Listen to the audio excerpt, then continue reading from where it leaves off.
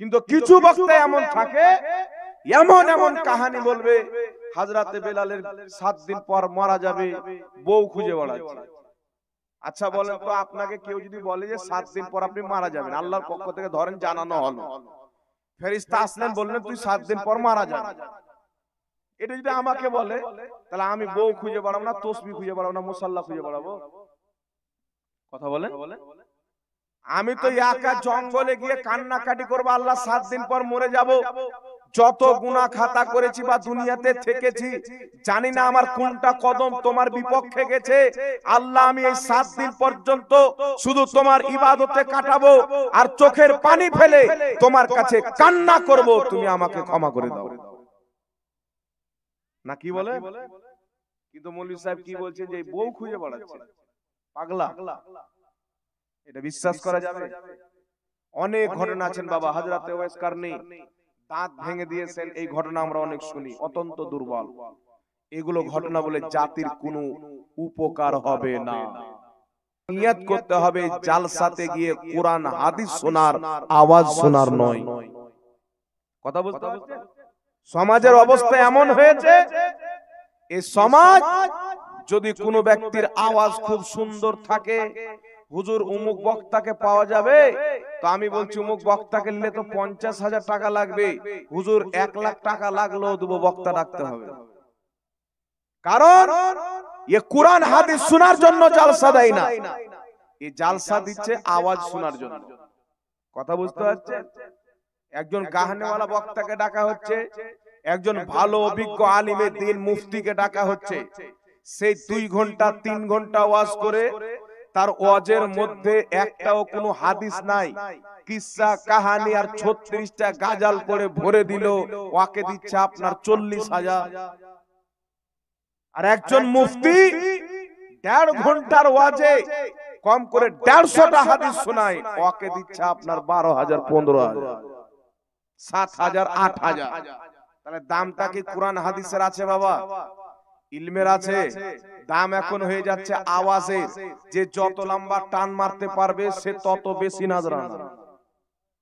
আমাদের সমাজ তাকে ডাকবে। শুনেন, আপনি যদি জালসা দেন, জালসা যদি মনে করেন আওয়াজ সুন্দর, তাকে ডেকে আওয়াজ শুনবো, আওয়াজ শোনার নিয়তে যদি জালসা করেন, আপনার জালসা দেওয়াও বেকার, আপনার টাকা খরচ করাও বেকার।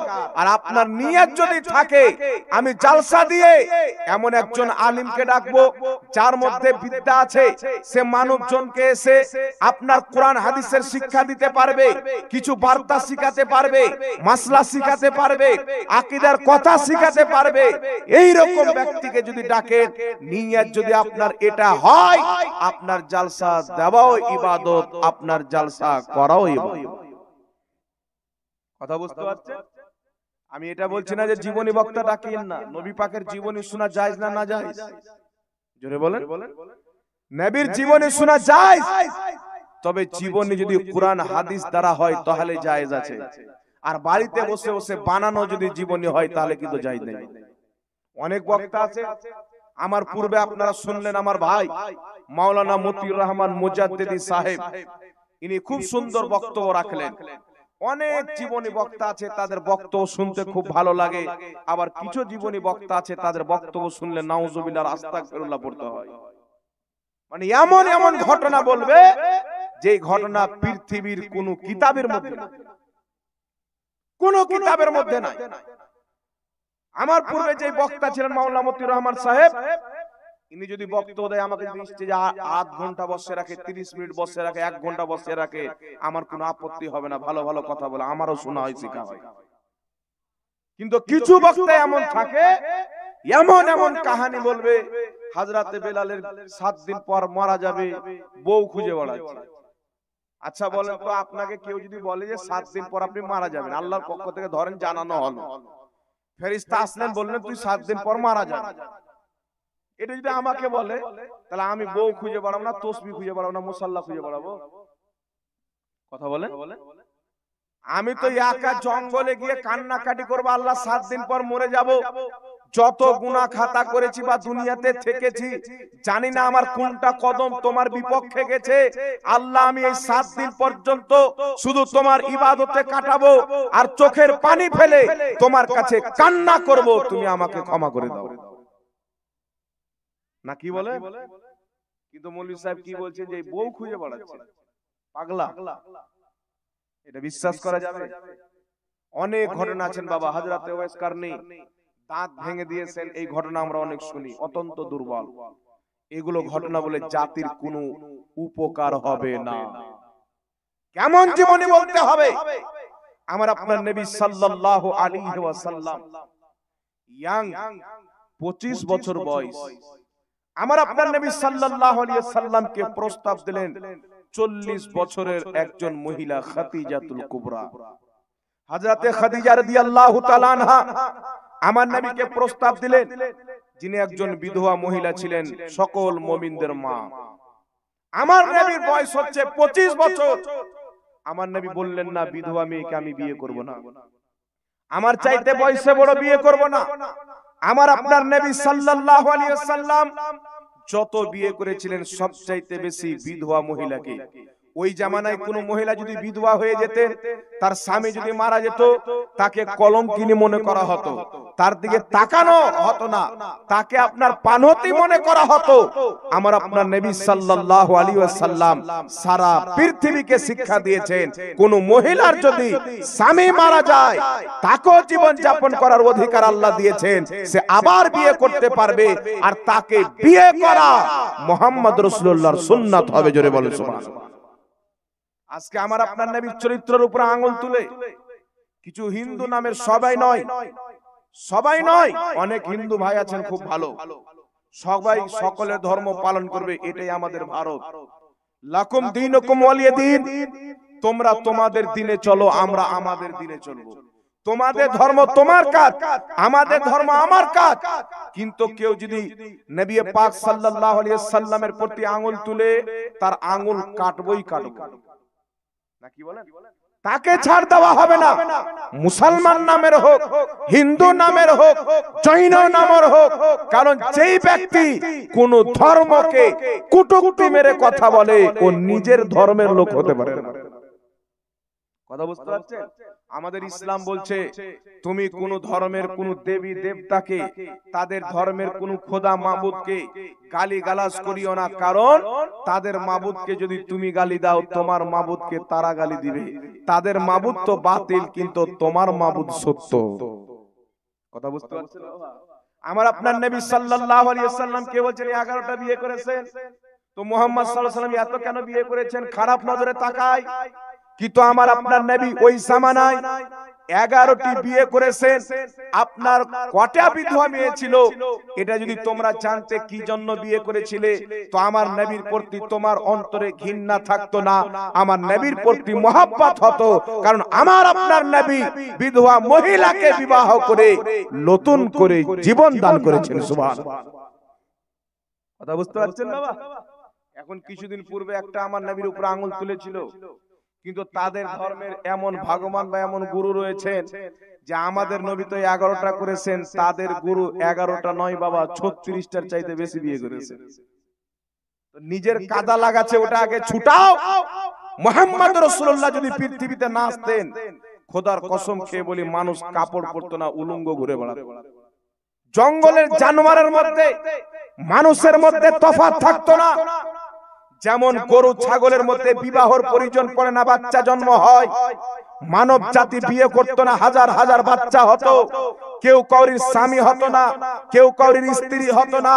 আমার নবী এসে পৃথিবীর জমিনকে অপবিত্রতা থেকে পবিত্রতা দান করেছেন। বলুন সুবহানাল্লাহ। পিতামাতাকে তাড়িয়ে দেওয়া হচ্ছিল, ভাই বোনকে সম্মান করা হচ্ছিল না, বেটা বাপের সম্মান করত না, বাবা বেটার সম্মান করত না।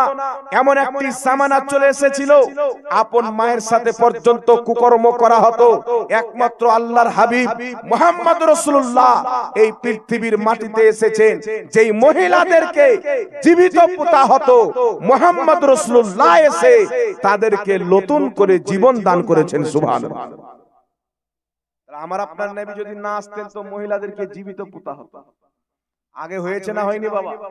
যদি কোনো মহিলা জন্মগ্রহণ করত, তাকে কলঙ্কিনী মনে করে জীবিত তার আপন পিতা গিয়ে জীবিত পুতা। একজন সাহাবী দাহিয়া কালবি ঈমান আনার পূর্বে নিজের মেয়েকে জীবিত পুঁতেছিলেন, আর তিনার মেয়ে বাবা বাবা বলে চিৎকার করেছিলেন। আমার নবী দরবারে আসতেন, মনে করতেন আর কান্না করতেন। কিন্তু ঈমান আনার পূর্বে সাহাবায়ে কেরাম যা করেছেন, ঈমান আনার পর আল্লাহ সবকিছু মাফ করে দিয়েছেন। সুবহানাল্লাহ হবে না? এই জন্য বিরাদর ইসলাম, আমাদেরকে রাসূলুল্লাহ সাল্লাল্লাহু আলাইহি সাল্লামের জীবন অবশ্যই পড়তে হবে। আমাদেরকে রাসূলুল্লাহর জীবনী শুনতে হবে, সাহাবার জীবনী শুনতে হবে। তবে এমন জীবনী নয় যেটা মানুষ বানিয়ে বানিয়ে পড়ে দেয়। এমন জীবনী শুনতে হবে যার দলিল কোরআনে আছে, যার দলিল হাদিসে আছে। কোন বানানো কিসসা কাহিনী শুনে কানকে খুশ করা যাবে না, যাতে আমাদের উপর হাসবে। কিছু বক্তার কারণে যারা বদমাযহাব, যাদের আকীদা ঠিক নাই, যাদের ঈমান ঠিক নাই, ওয়াহাবি বলেন, কাদিয়ানি বলেন, শিয়া বলেন, রাফজি বলেন, আমাদের কিছু বক্তা আছে মিথ্যা মিথ্যা ঘটনা এমন ভাবে চোখের পানি ফেলে বলে বাবা, যে এমন মিথ্যা ঘটনা যার কোনো অস্তিত্ব শরীয়তের কোনো কিতাবে নাই। সেই ঘটনা বলছে ঘুরিয়ে ঘাড়িয়ে প্যাঁচ লাগিয়ে উল্টা করে সুজা করে, আর শ্রোতারা সব কাঁদছে। আর বেধর্মীরা বদ আকীদার, যাদের ইসলামের সাথে কোনো সম্পর্ক নাই, নামাজ পড়ছে আকীদা ঠিক নাই, রোজা রাখছে নবীর ব্যাপার আকীদা ঠিক নাই, হজ করছে ওলির ব্যাপার আকীদা ঠিক নাই, এই রকম ব্যক্তিরা হাসছে যে দেখো বেরেলবিদের মৌলবি, সুন্নিদের মৌলবি মিথ্যা কাহিনী বলছে। হাসে গিয়ে হাসে গিয়ে। তো এই রকম যদি বক্তা হওয়া যায় যে যা তা ঘটনা বলে চালিয়ে দিব, তাহলে তো একটা ছাগল পর্যন্ত বক্তা হতে পারবে। বক্তা বলে কাকে? একজন শিক্ষিত মানুষ দ্বারা সমাজকে শিক্ষিত করার জন্য বক্তা ডাকা হয়। আর আমাদের সমাজের অবস্থা বাবা, কোন বক্তা আছে গানের সুরে চালিয়ে দিয়ে চলে গেল, এরকম বক্তা আছে না? একটা বক্তাকে দেখছি বলছে জালওয়া দিখায়া চাঁদনে, একজন আমাকে পাঠালো, যে হুজুর এটা গানের নকল। আমি যে এরকম গান আছে আমি তো জানি না, আমরা তো গান শুনি না। তো গানটাও আমাকে পাঠালো, তো গানটাও শুনলাম ওটাও শুনলাম, তো দুটোই সেম, শব্দ আলাদা, ম্যাচিং ক্যাচিং সবই আছে। কিন্তু আল্লাহ আমাদের ইমাম আহলে সুন্নাত আলা হযরত মুজাদ্দিদে আজম, যেই আলা হযরতের পরিচয় এই মুর্শিদাবাদের মাটিতে উড়াহার শরীফের পীর আলিমউদ্দিন রহমাতুল্লাহ আলাইহি করিয়েছেন মুসলমান। মাসলাকে আলা হযরতের বীর মুর্শিদার মাটিতে আজকে যেই জায়গাতে মাসলাকে আলা হযরতের স্লোগান হয়, আহলে সুন্নাত ওয়াল জামাতের প্রতি সবচাইতে বড় ইহসান উড়াহার শরীফের পীর আলিমউদ্দিনের আছে। জোরে বলেন সুবহানাল্লাহ। আল্লাহর একজন জিন্দা ওয়ালি এই মুর্শিদাবাদের মাটিতে দিনের কাজ বড় বড় যারা মুফতিরা করেছেন, সবাই উড়াহার শরীফে পড়ে গিয়ে এখানকার ফয়েজ নিয়ে গিয়ে বেরেলি শরীফে গিয়ে সার্টিফিকেট নিয়েছে। না কি বলেন? সেই আলা হযরত জিনাকে অনেক চাঁদ থেকে বেশি ভালোবাসতেন হুজুর উড়াহারি রহমাতুল্লাহ আলাইহি, খুব আলা হযরতকে ভালোবাসতেন। কেন ভালোবাসতেন? তিনি জানতেন আজ মানুষের মধ্যে ইশকে রাসূল, মানুষের মধ্যে আদবে রাসূল, মানুষের মধ্যে সম্মানে রাসূল, মানুষের মধ্যে তাজিমে রাসূল আজ ভারতের মাটিতে, বাংলাদেশের মাটিতে, পাকিস্তানের মাটিতে দেখতে পাওয়া যায়। এই আদবে রাসূল বেরেলির সরতাজ মানুষের অন্তরে ভরেছেন। তাই কবি বলতেছেন, ডাল দি কলব মে আজমতে মুস্তাফা সৈয়দি আলা হযরত পে লাখো। তো বিরাদর ইসলাম, ইনারা দিনকে বসেছেন, আলা হযরত কি বলছেন? একটা কথা মনে রাখবেন, যেটা আলা হযরতের মাসলাক ওটাই হচ্ছে হুজুর উড়াহারি রহমাতুল্লাহ আলাইহির মাসলাক। কি মাসলাক? বলছেন গানের নকলে গজল পাঠ করা হারাম। গানের নকলে, কথা বলেন, গানের নকলে গজল পাঠ করা হারাম। আর সেই হারাম কাজ যদি স্টেজ থেকে হয়, আপনার স্টেজ কবুল হবে? আপনার স্টেজ কবুল হবে? জিম্মেদার হতে হবে, জিম্মেদার হতে হবে, সচেতন হতে হবে। এই রকম জাহিল বক্তা এই স্টেজে চাপতে দেওয়া জায়েজ নয় যে জাহিল বক্তা গানের সুরে গাজাল পড়বে।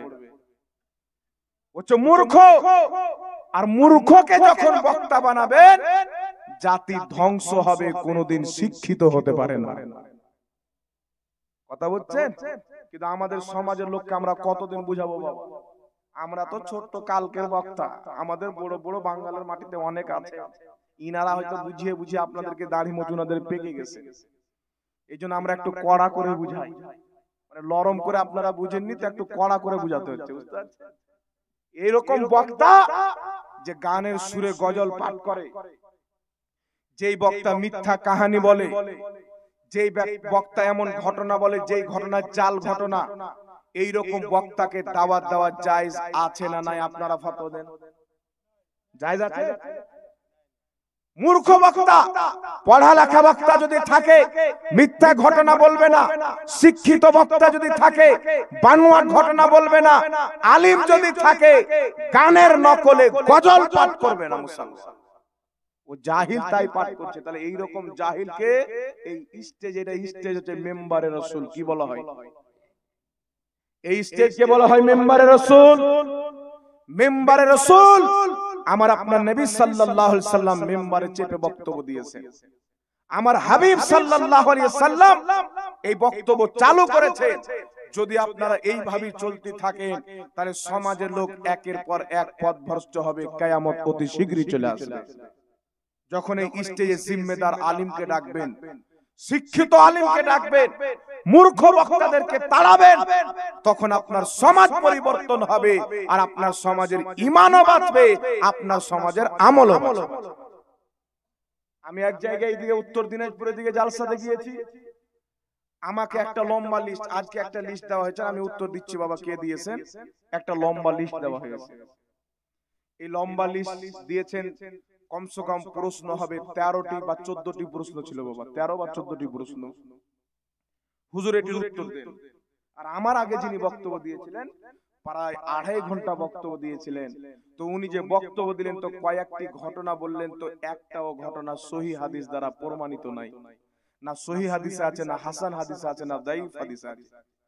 কারণ হাদিস যদি দঈফ হয় সেটাও বয়ান করা জায়েজ, কারণ দঈফ হাদিস ও হাদিস প্রত্যেক মুহাদ্দিসিনের ঐক্যমত।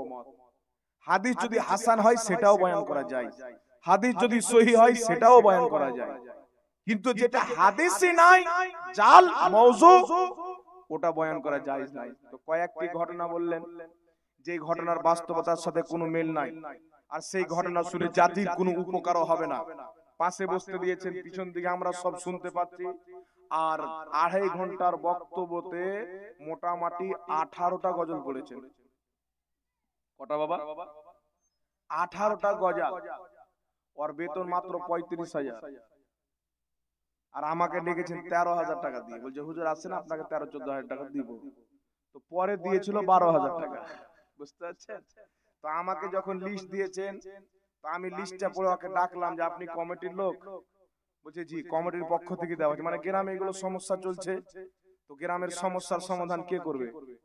দেখেছেন এগুলোর উত্তর আমাকে দিয়েছেন। হ্যাঁ, আমার পূর্বের বক্তাকে কেন দিলেন না? বলছে হুজুর ও পারবে না। আমি বললাম পারবে না, আমি পারবো আপনার মনে হয়? বলছে জি আপনি পারবেন তাই আপনাকে দিয়েছি, আপনাকে অনেক ইউটিউব ফেসবুকে শুনেছি। তো আমি বললাম যে পারবে না ওর 35,000, আর যে পারবে ওর 13,000। বোকা পেয়েছো মানুষকে? তোমরা এই শিক্ষার দাম দিচ্ছ না আওয়াজের দাম দিচ্ছ? কিসের দাম দিচ্ছ? কেউ তো শিক্ষার দাম চাই না বাবা, যোগ্যতা দেখতে হবে না, পুঁজি হতে দেখতে হবে। ভাঁড়ের তেল নাই, ফুরফুরিয়ে চলে গেল ওয়াকিলিয়ে কুদ্দা কুদ্দি। যখন আপনারা ডাকা বন্ধ করবেন এরা পড়া চালু করবে। কথা বুঝতে পারছেন? ডাকা বন্ধ করবেন এরা পড়া চালু করবে। আমি আমার বক্তার জগতে মাত্র 3টা জালসা করেছি বাবা। প্রথমে যে 3টা জালসাতে আমি জীবনী বলেছি, তো আলহামদুলিল্লাহ সেই 3টা জালসাতে জীবনী বলেছি, তবে কিতাব পড়ে বলেছি, শুনে জীবনী বলিনি। সেই কিতাব পড়ে জীবনী বলেছি। আর তারপর থেকে আমি দেখলাম না, জীবনী তো হাজার হাজার বক্তাগণ বড় বড় আছেন। আপনাদের পশ্চিম বাংলার মাটিতে হেলাল উদ্দিন, আলিম উদ্দিন, অনেক জীবনী বক্তা আছে না, অনেক। এখন যুগের পরিস্থিতি, মানুষকে এখন জানাতে হবে যে আমরা আহলে সুন্নাত ওয়াল জামাত যেইভাবে নামাজ পড়ি ওই নামাজ হাদিসে আছে, যেইভাবে আমল করি ওই আমল হাদিসে আছে, নবীকে নূর মানি হাদিসের মধ্যে আছে, নবীকে হাজির নাজির মানি হাদিসের মধ্যে আছে, নবীর ইলমে গায়ব মানি হাদিসের মধ্যে আছে, দুরূদ ও ফাতিহা হাদিসে আছে, মিলাদ ও কিয়াম হাদিসে আছে। এই প্রত্যেকটার দলিল এই জাতিকে দিতে হবে, কারণ ইহুদি নামের দাড়ি টুপিওয়ালা শয়তান বেরিয়ে, এই ইহুদি নামের শয়তান মানুষের ঈমানকে নষ্ট করছে। এই জন্য বাবা লাস্ট একটা কথা এই বিষয়ে শুনেলেন, বক্তা ডাকবেন যেই বক্তা জীবনী করে ভালো পড়ালেখা জীবনী, কিসসা কাহিনী এমনি ভুল ভাল বলে যার শরীয়তের সাথে মিল নাই। হযরতে বেলালের নামে মিথ্যাচার, হযরতে আওয়াস কারনির নামে মিথ্যাচার, অন্য অন্য সাহাবীর নামে মিথ্যা ঘটনা বানিয়ে বলে, গস পাকের নামে মিথ্যা কারামত বানিয়ে বলে, খাজা মঈনুদ্দিন চিশতির নামে মিথ্যা কারামত বানিয়ে বলে।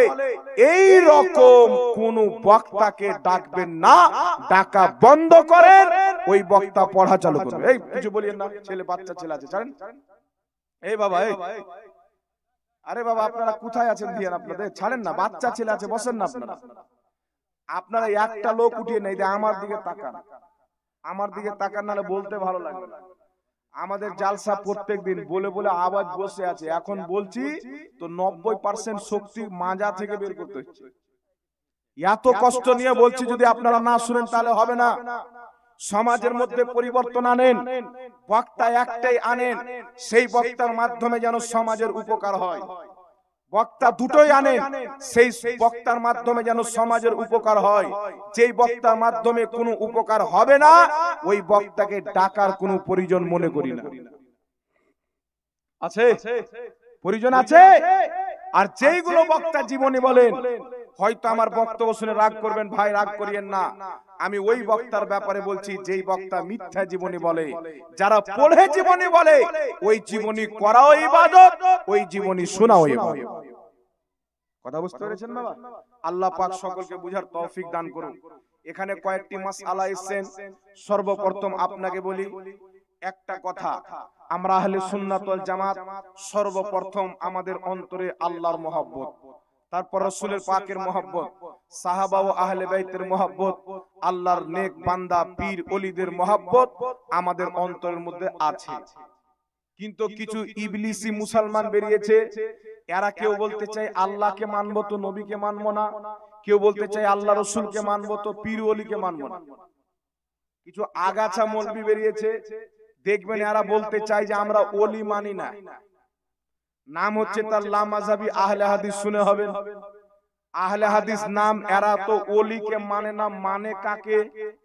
আহলে হাদিসদের গুরু সানাউল্লাহ অমৃতসরি নিজের কিতাব সিরাতে সানাবিয়া, সেই কিতাবের প্রথম খণ্ডের মধ্যে লামাযহাবিদের গুরু লিখছেন যে আমরাকে ভারতে ওয়াহাবি বলা হতো, ওয়াহাবি নামটা যখন আমাদের ঘৃণা লাগতে লাগলো, আমরা লামাযহাবি মৌলবীরা ইংরেজদের কাছে গিয়ে তাদের পাও ধরে বললাম আমাদের নাম চেঞ্জ করে নতুন নাম দাও, ইংরেজরা নাম দিল আহলে হাদিস। এই জামাত যার নামটা দিয়েছে আহলে হাদিস, ইংরেজ যাকে তৈরি করেছে ইহুদি খ্রিস্টান, আজকে ওই জামাত বলছে আমরা ওলি মানি না। তুই মানবি কেনে বাটা? তোমার জামাতে তো একটা ওলি নাই। যার জামাতে ওলি নাই ও ওলি মানবে কি করে? এ তো আগাছা মুসলমান, ইবলিসি মুসলমান।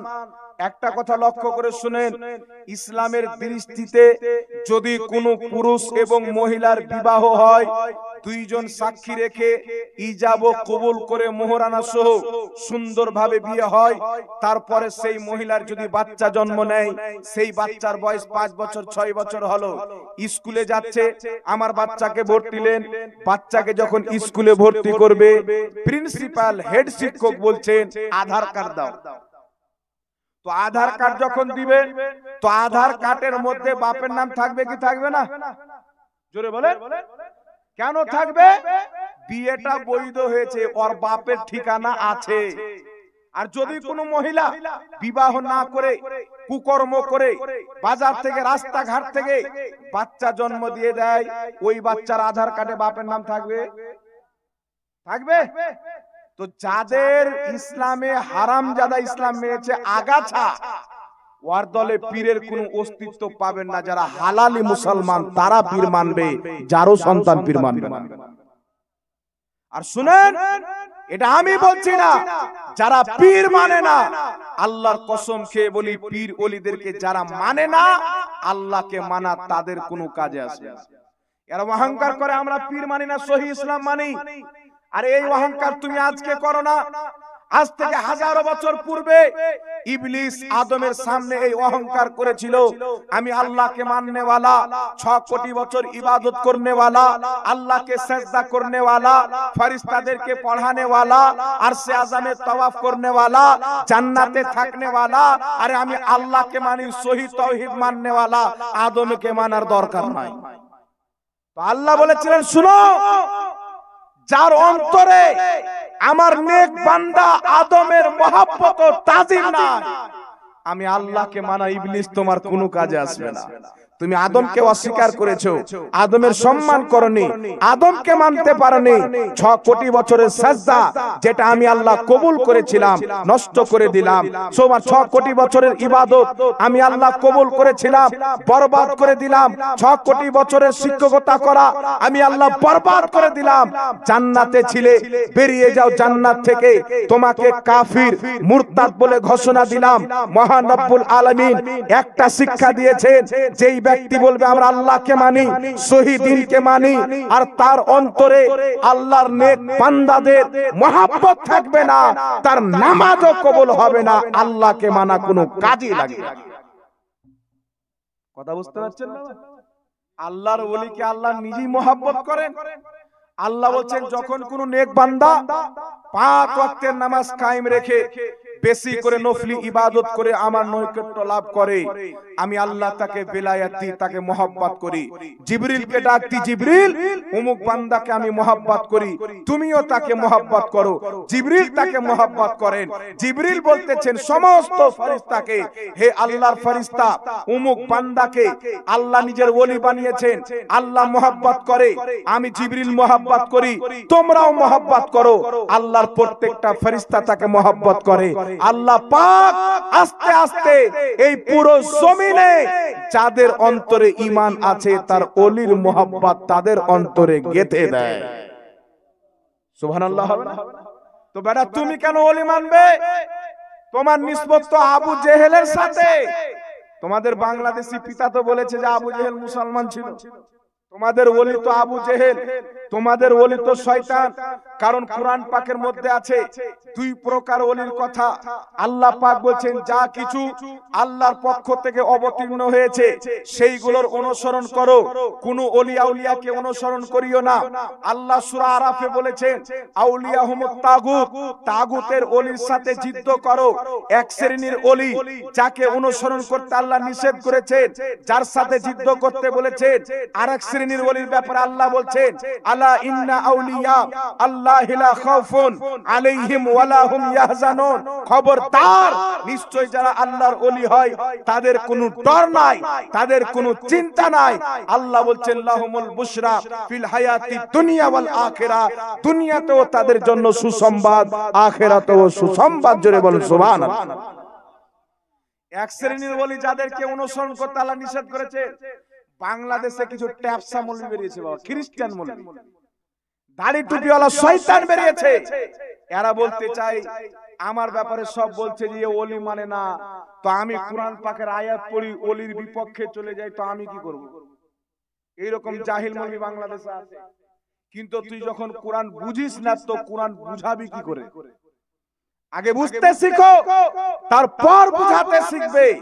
আল্লাহ কুরআন পাকে বলছেন, সিরাতাল লাযিনা আনআমতা আলাইহিম, আমাদেরকে আল্লাহ শিক্ষা দিচ্ছেন দোয়া চাইতে। আল্লাহ আমাদেরকে তাদের পথে চালাও যাদেরকে তুমি পুরস্কৃত করেছো। আল্লাহ কাদেরকে পুরস্কৃত করেছে? আনআমাল্লাহু আলাইহিম মিনান নাবিয়িনা ওয়াস সিদ্দিকিনা ওয়াস শুহাদা ওয়াস সালিহিন। আল্লাহ বলছেন নবীদের প্রতি আমার ইনাম, শহীদদের প্রতি ইনাম, সিদ্দিকিনদের প্রতি ইনাম, ওয়াস সালিহিন আমার নেক পীর ওলি বান্দাদের প্রতি আমার ইনাম। জোরে বলেন সুবহানাল্লাহ। তো আল্লাহ কোরআন পাকে বলছেন নবীদের পথে চলো, সেটাই হচ্ছে আমার পথ। সিদ্দিকীনদেরকে অনুসরণ করো, শহীদদেরকে অনুসরণ করো, নবীদেরকে অনুসরণ করো, আল্লাহর ওলিদেরকে অনুসরণ করো। তাদেরকে অনুসরণ করে যারা চলবে তারাই আমার পথে, জোরে বল সুবহানাল্লাহ। তো এক শ্রেণীর ওলি যাদেরকে আল্লাহ অনুসরণ করতে নিষেধ করছেন, আরেক জায়গায় আল্লাহ কোরআন পাকে বলছেন ইয়া আইয়ুহাল্লাযীনা আমানুত্তাকুল্লাহা ওয়া কুনু মা'আস সাদিকিন, হে ঈমানদার আল্লাহকে ভয় করো, সত্যবাদীর সঙ্গী হয়ে যাও। এই সত্যবাদী কারা? আমাদের কিতাব থেকে রেফারেন্স দিনা লা মাযহাবীদের গুরু, দেওবন্দীদের গুরু, আহলে হাদিসদের ইমাম, দেওবন্দীদের তাবলীগীদের ইমাম ইসমাইল দেহলভী নিজের কিতাব সিরাতে মুস্তাকিমের মধ্যে বলতেছেন, কি বলতেছেন? আল্লাহ বলছেন ওয়া কুনু মা'আস সাদিকিন, সত্যবাদীর সঙ্গী হয়ে যাও, অর্থাৎ আল্লাহর নেক বান্দা পীর ওলিদের সঙ্গী হয়ে যাও। জোরে হবে না সুবহানাল্লাহ? তো কোরআন পাকে দুই ধরনের ওলির কথা বাবা এসেছে। কত ধরনের? দুই ধরনের ওলির কথা এসেছে। এক রকম ওলি যাদেরকে অনুসরণ করতে আল্লাহ নিষেধ করেছেন, এক রকম ওলি যাদের সাথে সূরা আরাফে আল্লাহ যুদ্ধ করতে বলেছেন, আরেক রকম ওলি যাদের ব্যাপারে খবরদার থাকতে বলেছেন, যাদের গুণগান করেছেন, যাদেরকে দুনিয়াতেও কামিয়াব আখিরাতেও কামিয়াব বলেছেন। আরেক রকমের ওলি যাদেরকে আল্লাহ সিদ্দিকীন বলেছেন, যাদের পথে চলতে বলেছেন, যাদেরকে সলিহিন বলেছেন, যাদের পিছন পিছন চলতে বলেছেন। ওলি হচ্ছে দুই প্রকার। যেই ওলিকে অনুসরণ করতে আল্লাহ নিষেধ করেছেন ওটা হচ্ছে তাগুতের শয়তানের ওলি, আর যেই ওলিকে আল্লাহ মহব্বত করতে বলেছেন ওটা হচ্ছে আল্লাহর ওলি। জোরে বল সুবহানাল্লাহ। কোরআন পাক বুঝে না নাম আহলে হাদিস, মানে নাম যদি ইহুদির দেওয়া নাই, ইংরেজদের দেওয়া নাই, নামটাই যদি ইংরেজ দেয় তো দলটা কার হবে চিন্তা করেন। আমরা নিজেকে আহলে হাদিস বলি না, কারণ আমাদের নবী বলেছেন ইসলামের মধ্যে আমার উম্মতের মধ্যে ৭৩টি ফিরকা হবে, কুল্লুহুম ফিন্নার, সবাই জাহান্নামে যাবে, ইল্লা মিল্লাতান ওয়াহিদা, একটি জান্নাতে যাবে, মা আনা আলাইহি ওয়া আসহাবি, যে আমার সাহাবীর তরিকাতে চলবে ওই দল জান্নাতে। তো কোন দল জান্নাতে? সমস্ত সাহাবা একমত, সমস্ত তাবেঈ একমত, সমস্ত ইমাম একমত, চারো মাযহাবের ইমাম একমত। ইমাম বুখারী, ইমাম মুসলিম, ইমাম তিরমিজি, ইমাম নাসাই, সারা উম্মতের একমত যেই দল জান্নাতে যাবে ওই দলের নাম আহলে হাদিস নয়, ওই দলের নাম হচ্ছে আহলে সুন্নাত ওয়াল জামাত। বল সুবহানাল্লাহ। ইয়া রাসূলুল্লাহ জিন্দাবাদ। আর যেই দলের জিন্দাবাদ, যেই দলের নাম ইংরেজ দিয়েছে, ইংরেজদের দেওয়ার নাম লেনেওয়ালা জান্নাতে যাবে। জোরে বলেন। এরা বলতে চায় আমরাই জান্নাতি। আরে কোরআন পাকের